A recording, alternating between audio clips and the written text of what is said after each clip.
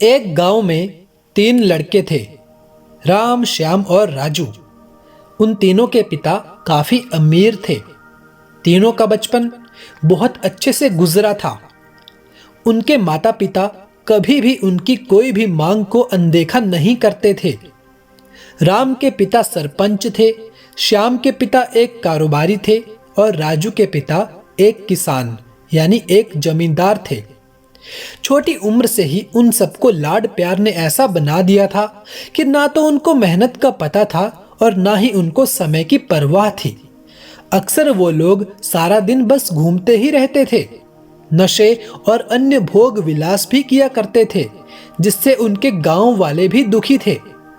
सरपंच और बड़े लोगों के बच्चे होने के कारण उनकी कोई शिकायत कर पाने की हिम्मत नहीं कर पाता था, जिससे उनका मनोबल और बढ़ गया था।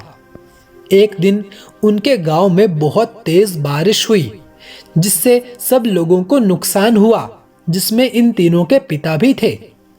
लेकिन इतना कुछ होने के बाद भी उनके बेटों का वही हाल था। वो बस घूमते रहते, नशा करते, भोग विलास करते रहते थे। माँ बाप काफी चिंतित रहा करते थे। ये तीनों भले ही कितने गंदे थे, लेकिन इन तीनों के अंदर एक खास बात थी जिसकी पहचान किसी को नहीं थी और उनको खुद को भी नहीं पता था। राम एक बहुत अच्छा नेता प्रतिपक्ष था, क्योंकि अपने पिता के पास रहते हुए उसको इसका काफी ज्ञान हो गया था, क्योंकि उसके पिता सरपंच थे। श्याम भी इस तरह से बिजनेस की समझ रखता था, क्योंकि उसके पिता एक कारोबारी थे। और राजू खेती का काम जानता था, क्योंकि उसके पिता जमींदार थे। पर अपने गलत कामों की वजह से उन सब ने अपने इन टैलेंट्स पर ध्यान नहीं दिया, जो कि उनकी सबसे बड़ी कमजोरी थी। इस तरह से इनकी बदमाशियों को देखकर इनके पिता उन्हें सीख देना चाहते थे। तीनों पिताओं ने आपस में बात करी और उसका एक हल निकाला। तीनों के पिताओं ने अपना अपना काम अपने अपने बेटों को सौंप दिया, जिससे उनको समय की कदर का पता लग सके। तीनों के पिता ने एक वसीयत बनाई, जिसमें यह लिखा था कि 1 वर्ष के अंदर इन तीनों को 10 लाख रुपए जमा कर देने होंगे, जो बिना किसी गलत काम के कमाए गए हों, और तीनों को अलग अलग स्थान पर रहना था। इन तीनों को 5-5 लाख रुपए भी दिए गए, ताकि उनको अपना काम स्टार्ट करने में दिक्कत ना हो। पहले तो सब खुश हुए कि हम आजाद हो गए, हमको पैसे मिल गए, और ऐसा सोचकर इन्होंने फिर से काफी समय मौज मस्ती करने में लगा दिए। इस तरह से 6 महीने बीत गए और इनका काफी सारा नुकसान भी हुआ। फिर एक दिन अचानक उनको एहसास हुआ कि अगर हम शर्त हार गए तो हम अपनी अपनी जायदाद खो बैठेंगे। धीरे धीरे उनकी चिंता बढ़ने लगी। एक दिन वो इसी उधेड़ धुन में एक पार्क में बैठे थे और कुछ डिस्कस कर रहे थे कि उनको एक छोटी सी लड़की मिली, जो फूल बेच रही थी और साथ में पढ़ भी रही थी। तीनों लोग उस लड़की के पास में गए।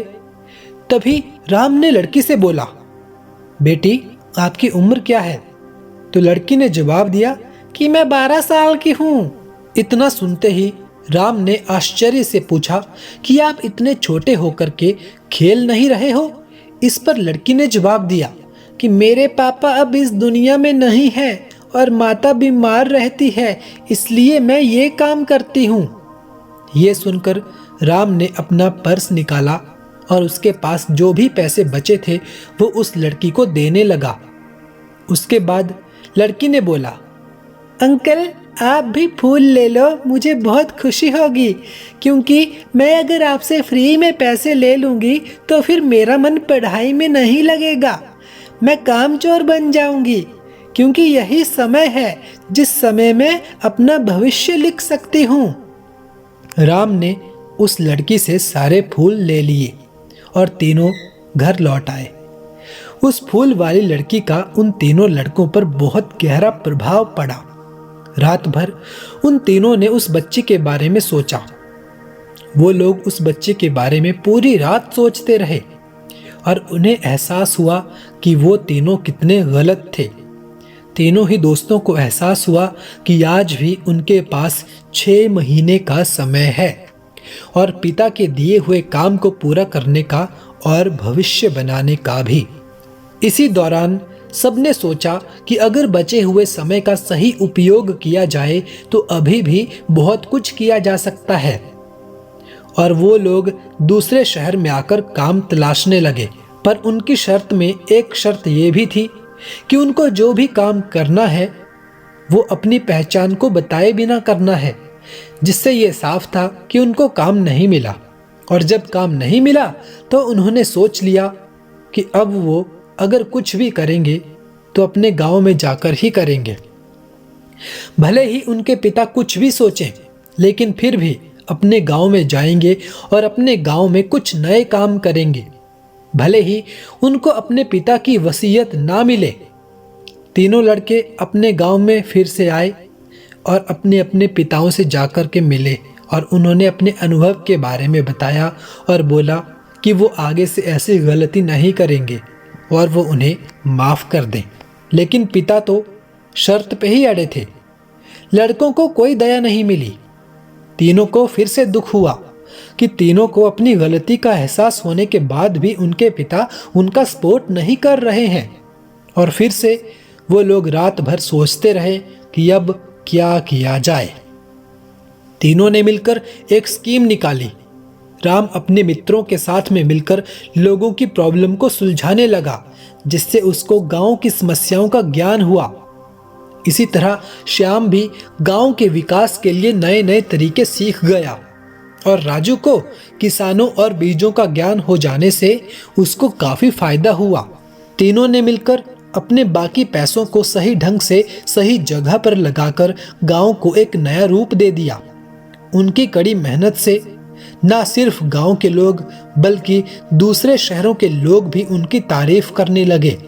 उनका गांव तरक्की करने लगा। नई तकनीकों के कारण हर वर्ग के लोगों से उनका जुड़ाव होने लगा और एक समय आने के बाद उनके पिताओं ने भी उनको माफ कर दिया।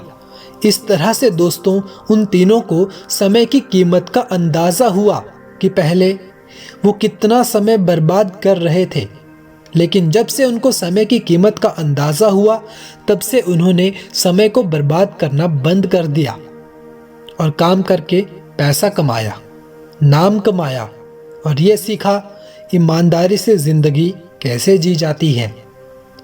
दोस्तों, कुल मिलाकर कहने का मतलब यही है कि आप भी समय को बर्बाद ना करें। अगर ये समय आपके हाथों से निकल गया तो फिर कभी भी वापस लौटकर नहीं आएगा। उम्मीद करता हूं आपको ये कहानी अच्छी लगी होगी। वीडियो को लाइक करके चैनल को सब्सक्राइब जरूर कर लें। वीडियो देखने के लिए, कहानी सुनने के लिए आपका बहुत बहुत धन्यवाद।